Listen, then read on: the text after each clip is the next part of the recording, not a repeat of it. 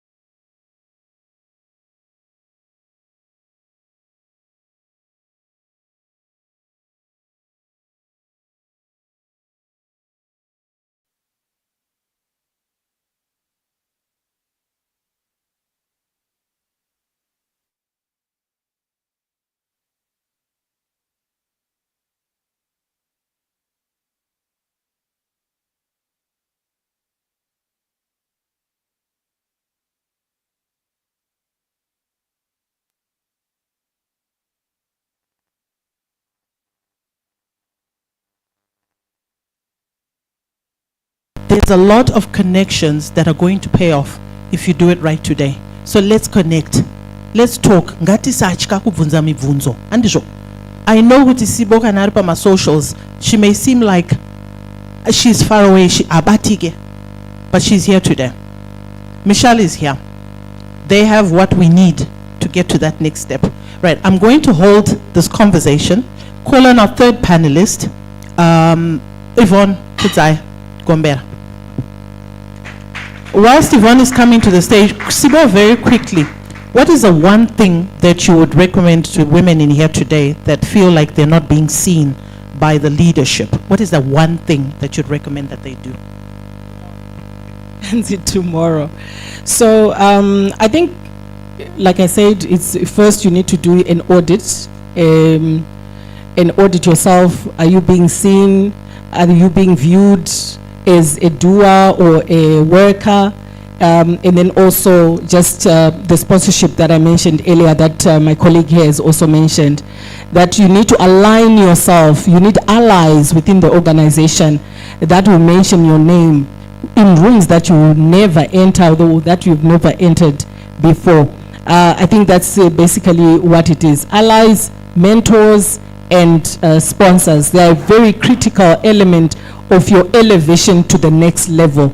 And also for you to move away from being a person who's known as a runaround, as a doer, to a strategic thinker who can take the organization to the next level. Because people will promote people who will take the organization to a certain direction. They, just with Yvonne, we were just talking just this morning, and I mentioned the name of one of the guys that she works with. The guy is dynamic. If he's in a conversation, you don't because he is such he brings depth to every conversation. So she was agreeing with me and saying, you know what, he's actually one of our very valued experts in the organization, because he has actually exhibited the fact that he can take an organization or a conversation to the next level. Wow, I like that. He brings depth. Do you bring depth? Food for thought. Yvonne, how are you? Very Welcome. Well, thank you, Hilda. Who is Yvonne? Thank you. I will introduce myself in brief. Yes. So my name is Yvonne Kudzai Gombera. I've been a lawyer for more than 16 years. I work for the Sovereign Wealth Fund of Zimbabwe, fairly in its infancy, but we're doing great. And I'm a former banker. I was head legal for CBZ Holdings. I operated the intersection of governance, strategy, and the law. And I'm currently specializing in sovereign investment governance and building trusted institutions in Zimbabwe through the network of the various 30+ entities of the Sovereign Wealth Fund of Zimbabwe. I am excited to be here. I will not say much about Sibo. Everyone follows you, Sibo. You are the standard. She is. If you don't follow her on LinkedIn, you are lagging behind. You must go and follow her. And she demonstrates so well and so articulately what it means to be your own brand ambassador. Right. Nice. Yes. So, could I, you're going to speak to us about leading with authority. What does that mean? Yes. So leading with authority starts with confidence, I would say. That's the anchor of being a leader with authority. You have to be confident in what you are cascading downwards as a leader. And I'm going to put this one to the ladies. Right. Just just how many of you have heard iri iburu referring to a woman? Raise your hands. Iri iburu, or how you murume chaye chaye. You've heard that, right? But ladies, I'm here to tell you that you don't have to be aggressive to be a good leader who leads with authority. You can do it with grace, with poise, with composure, and with confidence. So as a leader as leading with authority, for me, starts with preparation. I would say to everyone here, I think I speak to the younger generation when I say there's no experience that's invaluable. You may feel like I'm not growing or I'm in the same place, but it's grooming you for excellence, for leading with authority, because there's no experience that's invaluable. So as a leader, with leading with authority, for me, therefore, starts with preparation. And as I'm saying, preparation is also starting from the bottom, where you feel unrecognized, where you feel like you're not contributing as much as you would want to. So competence, ladies, let's invest in knowledge. Let's invest so that we are confident to lead with authority. There's nothing worse than seeing yourself as a leader with authority, and when you speak, your information or your data has no integrity. Wow. Your data must have integrity. If I say something today, even on statistics, if you go on the internet and check, it should be verified. If it's not verified, you have done yourself a disservice, self-diminishment, and you have literally career suicide yourself. So ladies, if you want to lead with authority, make sure you prepare and your data has integrity. No matter how small, no matter how big, don't engage in conversations where you have not verified the authenticity of the information. That takes away the authority and the value you have as a leader. And so as a leader, as I'm saying, people notice your title, Madam Director, Madam CEO, but what gets you to be respected as a leader is the reliability that you demonstrate. Are you a reliable person? Are you here on time? Most of you were not here on time. I was here on time, and I'm very proud of myself.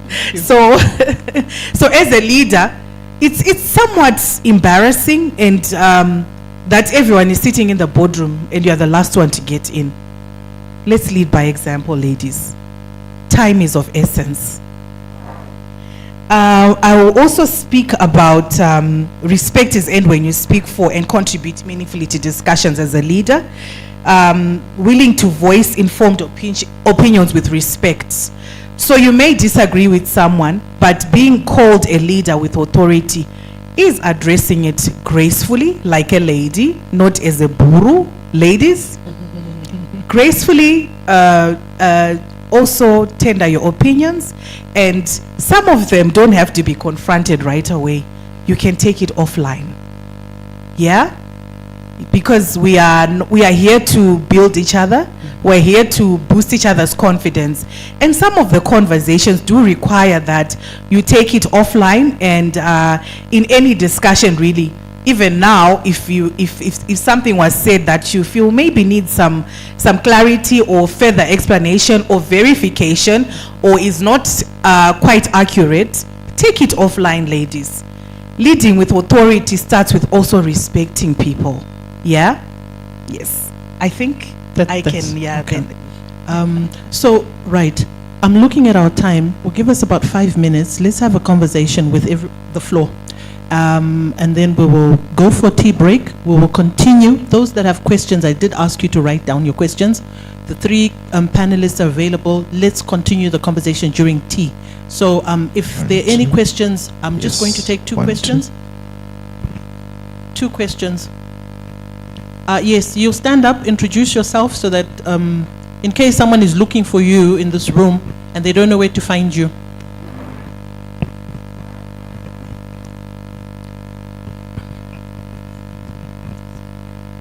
Good morning to the panelists. Thank you so much for coming through and sharing very insightful tips for us women to learn more about leadership.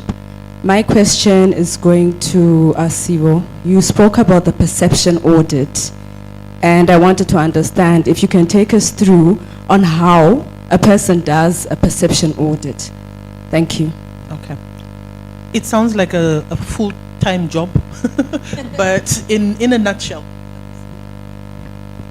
Thank you, ma'am. I didn't hear your name, but thank you for the question. A perception audit is to find out your standing within the organization. Like I mentioned earlier, how do people around you perceive you as? Are you being perceived as a buru? If you are, then so maybe you need to tone down. Are you perceived as a person aninga kangonyarara pachikona, they never contribute? If so, it means that at every meeting that you're going to, you need to research on the topic, you need to have your structured questions, your structured contributions that you're going to put forward so that you contribute meaningfully to the conversation. For instance, if people know that you're just a run around, you know, there's always people who are known for kungomanya manya. So what if you want something quickly done, you know, you can, it's nothing wrong with that. But when you want to move to a next level, people are now looking at somebody who's going to apply themselves in a certain direction and apply themselves in terms of their mind and their presence. The reason why RBZ has sent the gentleman here is because there's something that they've seen. How many people work for RBZ? 5,000 people, but he's the one who's been chosen to come and speak. There's a reason why they chose him. Maybe because he is an expert in the area, or they understand that he's going to project the organization in a certain manner, or he's going to open doors for RBZ in certain conversations, you know. So you need to look at that, look at yourself, and then also you, within that, having applied yourself there to see where you are, where you stand, you then identify where the organization is placing value. Where is the value in the organization? And so which, maybe you can identify 3 things within the organization that is of value. Then you focus in a certain area within the organization and say, I'll use my own, the example that I used earlier. Within Portras, we've got 7 mandates. I'm only going to look at economics and tariffs, and then focus on that and study that issue so that whenever you contribute, you are an expert. And so when there's a position at the top that needs an expert in that area, your name comes up. So that's the kind of thing that you need. And then also within the organization, if there's certain projects that need to be done, maybe you're known for not being seen within that organization, within that space, you then place yourself within that organization, maybe through volunteering or through being part of a team in that area, and then you apply yourself so that within that particular subject matter, you are known for contributing meaningfully. So those are the things that you need to consider, because what we are saying when we are doing a perception audit is to move from the negative part where people see you as a certain kind of person and boxed you in a certain box as a marketer, for instance, and then move you to a strategic transformational person or a strategic thinker. Or when somebody is looking for a board member, for instance, I sit on a number of boards, both government, parastatals, and in private sector. The reason why I'm there is because of my expertise in a certain area. and at a strategic level, not at an operational level. Because when you're going to sit on a board, you are going to do oversight. You're not going to look at how many teaspoons and sugars they've bought. You are looking at which markets are we supposed to access? Which direction should our organization should be placing? What kind of policies are we supposed, what some kind of governance issues should we be considering at a higher level? So I think that's what I would say. Thank you. Thank you, Sibo. You answered. Thank you. All right. Whilst we take another question, I'm just going to ask Michelle here. Michelle, sometimes we make mistakes as women, right? We mean well, but sometimes we make mistakes. And these mistakes hold us back from moving, our next step up the ladder. How do we deal with setbacks? All right. Yeah, that's a difficult question. I'll speak from my experiences. I have faced a number of challenges as a women leader, as would most, I presume. And sometimes it silences us. Challenges silence us. Then we want to go back into our cocoon. It's okay for a period, but then you need to come back stronger. Don't let your setbacks or your challenges be the end of you. Learn from those mistakes. Learn from those challenges. Sometimes you need to self-introspect. What did I do wrong? And how can I do better? And that's where your mentors are very important, because they've walked the path.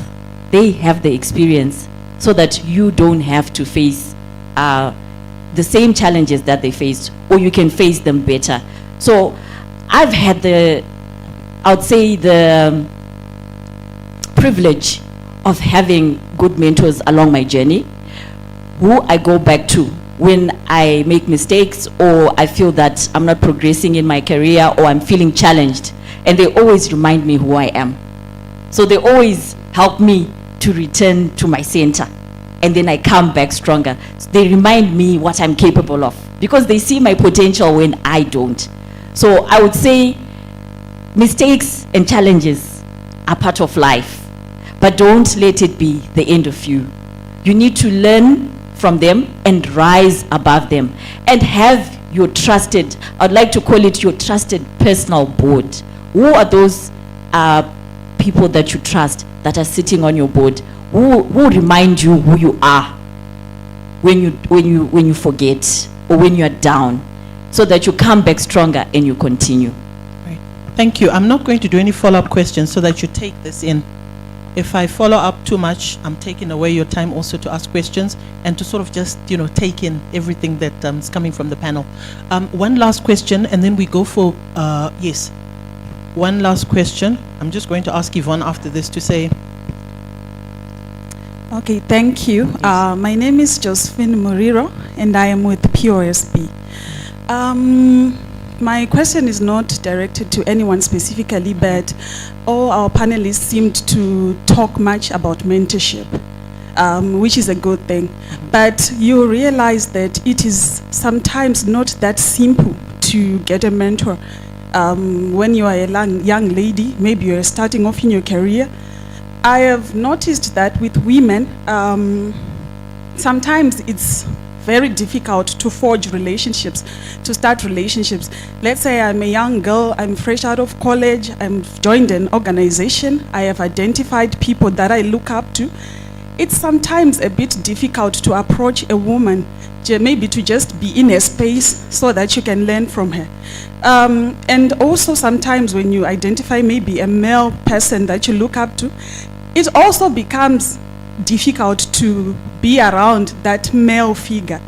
In as much as they may accommodate you, sometimes you realize that if people see you hanging around someone maybe with senior and you are a young lady, they might start to think that there's something else that is going on. So my question is, how do you identify a mentor, and how do you present yourself to that person so that they can mentor you? Yvonne, you want to take Yes. that? 1 minute. Thank you, Josephine, for your very important question. I think we sang a lot about Sibo and her LinkedIn page. To start with, mentorship comes in different forms. Sometimes it simply begins by following the right people on social media, on these professional pages. So as Michelle said, she's been following Sibo, unbeknown to Sibo that she's been copying everything that you do and doing it for herself. So that's a pleasant way, that's a good way to start. And I always...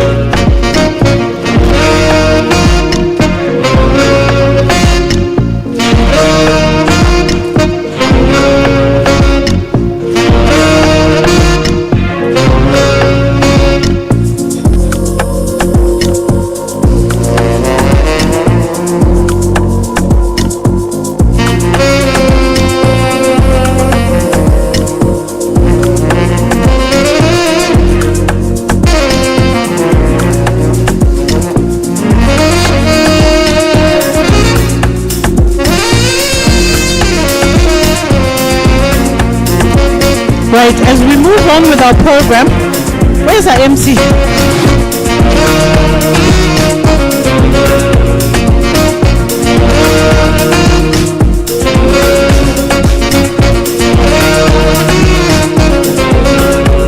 As we move on with the program, we're dancing.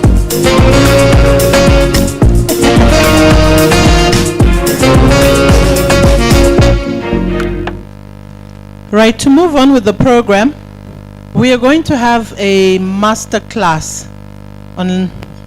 Hello? Are we together? How was tea? All right. We're going to have a master class on audacious leadership. Right? Our next presenter is going to give us a master class on the basics.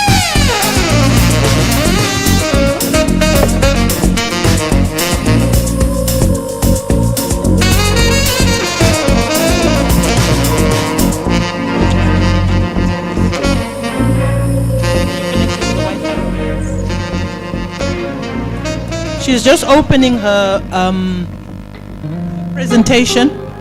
For your own information, ladies, I have a day job. My day job involves working with women in business. And what I basically do every single day is knock on corporate doors to open up the procurement opportunity for women-owned businesses.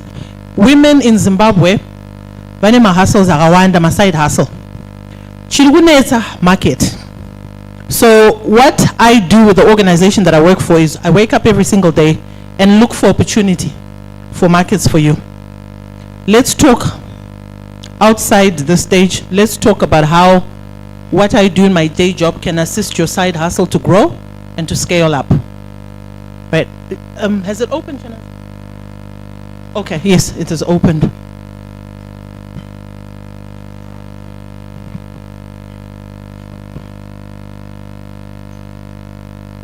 I'm just waiting for the other ladies outside. There's some ladies still outside. Okay, it's just a few.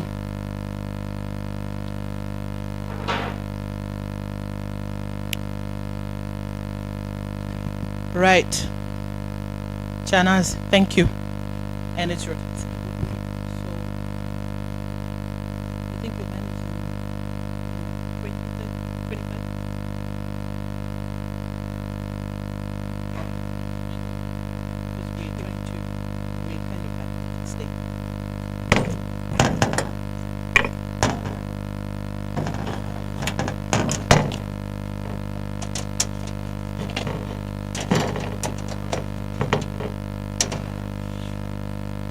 Morning, ladies.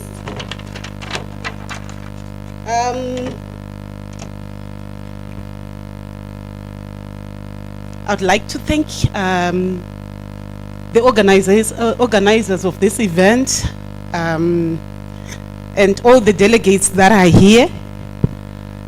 Thank you so much for the invitation to come and speak to women, or to have a conversation with women. I love women so much. I love women. When I enter a room that has got women, yeah, I just love women. I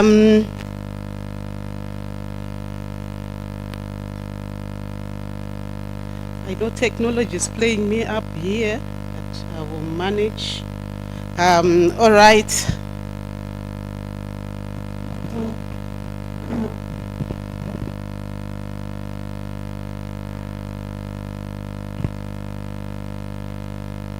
All right.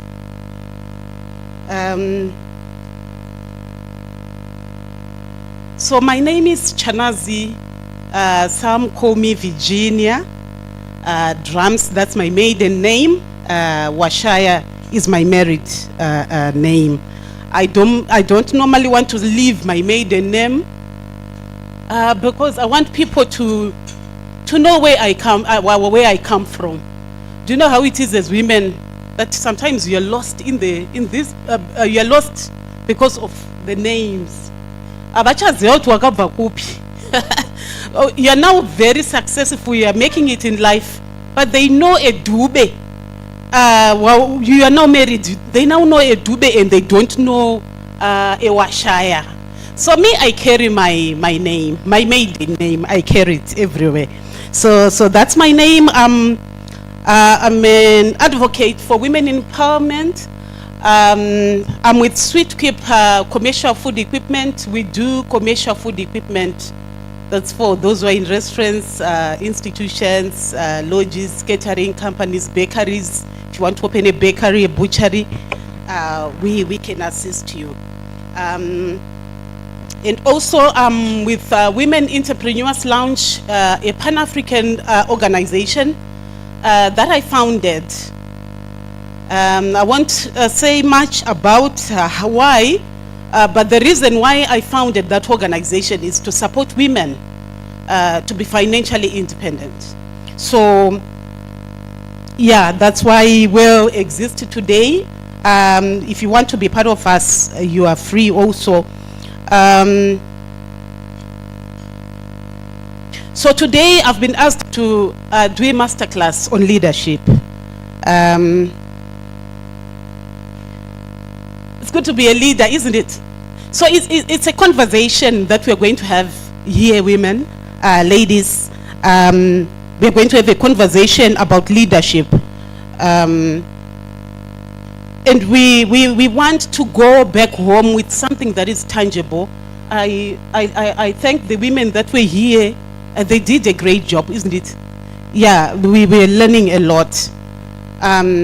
So you said I should tell you next slide. Yeah. So I don't teach leadership because I read it from the book. But I teach it because I have lived it. I'm going to be sharing my story as we go. My mission is to equip women to lead with confidence, build sustainable businesses, and create a lasting impact. Whether you are an executive, a change maker, or a business person, something today. I grew up in a family of 7, and my mother was a vendor. I think you are behind. My mother was a vendor, so I can remember so well that I was around 8 years. And my mother taught me how to sell tomatoes. You know, amongst the 7 of us, she picked that I was a marketer and I was the best in this thing. So she would go with me and buy tomatoes and sell them, and I would come back with an empty dish. That's when I think that's where my leadership started. My mother was teaching me leadership, and I didn't know that she was actually training me to be responsible, to be able to start businesses. Next slide. To be able to manage setbacks in business. This led me to, because you choose ownership. Leadership begins with ownership. Without ownership, you're not a leader. Before we continue this morning, ask yourself, why am I here today? It's a question. We said it's a masterclass. I don't want you to answer me yet. But why are you here? Write this question down. Why am I here today? What kind of leader do I want to become? I believe all of us, we are leaders, or we are aspiring leaders, or we are leaders that are sitting and we need to be pushed. But today we want to push us to be leaders. Ask another question. What has been stopping me to be a leader? What has been stopping me to be a leader?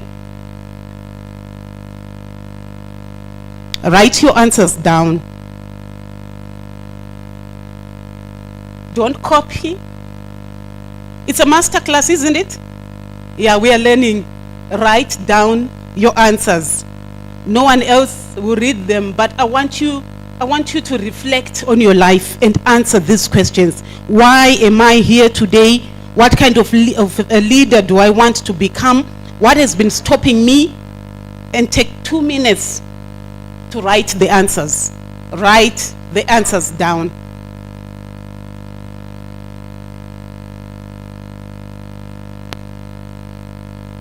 Just write for yourself. Okay, next slide. What is leadership? Leadership is influence, the ability to inspire action. Do you inspire action in your leadership? Leadership is taking responsibility. Do you also take responsibility in your leadership? At work, there is a problem in your department. Do you take responsibility, or you start calling out names? Ladies, do we do that? Taking ownership before others do. That's leadership. Before anyone gets here, you are busy doing what is supposed to be done. That's leadership. Leadership is courage. You can't call yourself a leader when you're not courageous. When you're not courageous to say anything, not courageous to do anything, you're just there and you call yourself a leader. Leadership is doing what is right despite of fear. Do you know it's scary sometimes to meet people, to say, hi, my name is Chanazi, this is what I do. It's so scary. But you need to be courageous to do that. That's what leaders do. Despite the fear, do it. Introduce yourself. Do what needs to be done by a leader. A leader creates value. What value are you creating in your space? At your workplace, in your organization, at home, in your family? What value are you creating? Leaving every place better than you found it. That's leadership. Isn't it, ladies? That's leadership.